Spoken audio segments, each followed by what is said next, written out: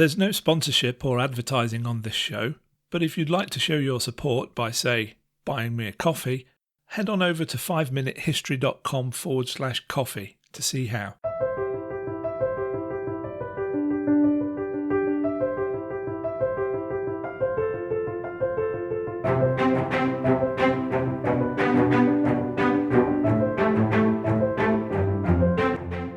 Welcome to the 5-Minute History Podcast, where every week we tell you interesting things from history in about 5 minutes. And now, here is your host, Wayne Armstrong. Hi guys, welcome to the 5-Minute History Podcast, Season 3, Episode 5, The History of Supermarkets.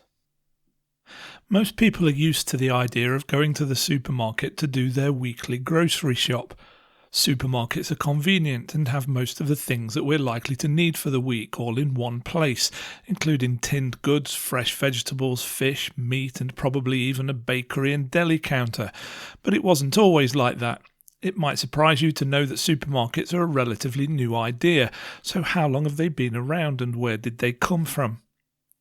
Arguably, the first attempt at creating a more convenient single place for people to shop for their produce was in 1915 when Vincent Astor invested $750,000 in a prime piece of real estate on the corner of 95th and Broadway in Manhattan.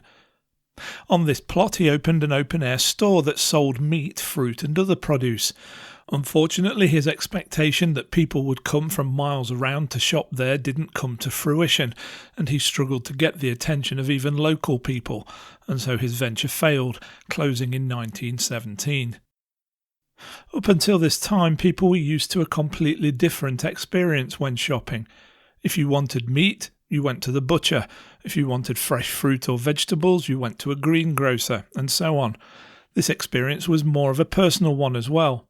Our goods at the time didn't come pre-packaged in convenient portion-sized containers ready to pick off the shelf. If you wanted a certain amount of cooked ham, you asked the butcher for it, and they would slice some for you, weigh it, wrap it, and charge you accordingly. Shopkeepers tended to know their regular customers and what their consumer habits were, and were an anchor for the community, offering plenty of opportunity for social interaction. In 1916, Clarence Saunders opened the first of his Piggly Wiggly stores in Memphis, Tennessee, where he introduced the concept of self-service. He was awarded several patents for his ideas, and the stores were a success, even resulting in him franchising his model. Self-service stores did not sell fresh produce at this time, though, and concentrated on non-perishable goods, although self-service stores that also included counters where you could buy fresh produce did start to be introduced in the 1920s. However, neither Vincent Astor's failed enterprise nor Clarence Saunders' Piggly Wiggly stores can claim to be the first supermarkets. Debates had been going on for decades about who could claim the accolade until the Smithsonian Institution and the Food Marketing Institute came together to define what a supermarket actually is. They said that a store has to have several elements before it can be called a supermarket. These are self-service, separate product departments, volume selling, discount prices and marketing. This definition means that the debate was able to be settled, and it was announced that the first true supermarket was therefore opened in Jamaica, Queens, in New York City on the 4th of August 1930 by Michael J. Cullen. The supermarkets came along at the right time as well, with other stores such as Safeway jumping on the bandwagon due to the advent of the Great Depression and the demand for lower prices. One of the problems that this created, though, was that the supermarkets became so popular they muscled out the smaller stores, and this wasn't popular with everyone, and protests were held against these powerful chains of stores. However, this didn't stop their spread, and as the use of motor cars skyrocketed after World War II, so did the use of out-of-town supermarkets, which were surrounded by parking spaces for hundreds of cars. Although the spread and use of supermarkets was well underway in the USA and Canada by the 1940s, other places around the world were slower to catch on. In 1947, for example, there were only 10 self-service stores in operation in the whole of the United Kingdom.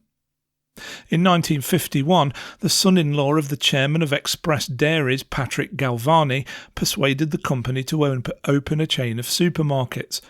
Called Premier Supermarkets, the first one opened in Streatham, South London, and took 10 times as much money in a week as the average general store at the time.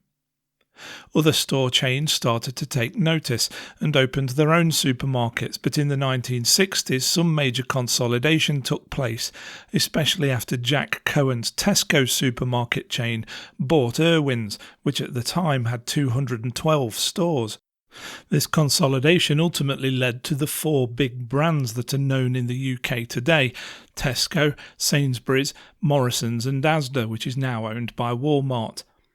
There's a lot of competition between these brands, and they'll do anything to keep their customers and attract new ones, with lots of competitive discount pricing, lots of marketing including the use of television, radio and online advertising, and the use of loyalty cards which enable customers to receive offers tailored to their shopping habits. However, the traditional supermarkets that have been so successful around the world are now seeing competition from a new breed of supermarket like Lidl and Aldi, which, due to lower overheads and more streamlined operating models, can offer even lower prices to buyers. In the future, price itself may not be enough though, as more of us take advantage of the boom in online shopping with its convenient shop at home and have it delivered to your door model. This market is set to grow massively in the next few years. It more than doubled in the United States between 2016 and 2018 from $12 billion to $26 billion. And given that the overall size of the US grocery market is over $630 billion, there is plenty of room for growth. I hope you enjoyed that episode of 5 Minute History. If you did, why not say thanks by, buying me a coffee? Head on over to 5minutehistory.com/coffee to find out how. Also, don't forget to check out the 5 Minute History YouTube channel at 5minutehistory.com/YouTube.